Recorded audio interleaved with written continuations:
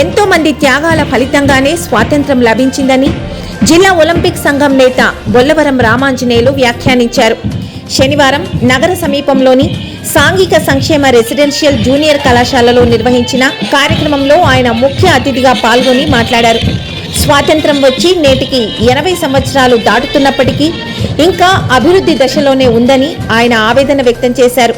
ప్రపంచంలో అత్యధికంగా యువత ఉండేది మన దేశంలోనేనని, సద్వినియోగ పరిస్థితి అభివృద్ధి దేశాలతో పోటీపడి అగ్రదేశంగా రూపొందే అవకాశం ఉంది అన్నారు.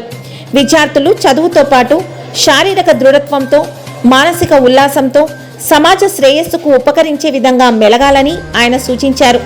ఈ కార్యక్రమంలో జూనియర్ కళాశాల విద్యార్థులు చేసిన మార్చ్ ఫాస్ట్, రైతుల కష్టాలు, దేశ భద్రతపై ఆర్మీ చేస్తున్న సాహసాలు, స్వాతంత్ర్యం కోసం పోరాడిన అమరవీరుల గురించి అధ్యాపకుడు చేసిన కళాత్మక రూపం పలువురిని ఆశ్చర్యపరిచాయి. ఈ కార్యక్రమంలో సాంఘిక సంక్షేమ గురుకుల పాఠశాల principal L Eswaraiah, IIT academy director Prathyusha, అధ్యాపకులు ఉమామహేశ్వరరావు, ఫిజికల్ డైరెక్టర్ నాగశేషు, కిరణ్ తదితర అధ్యాపకులు పాల్గొన్నారు.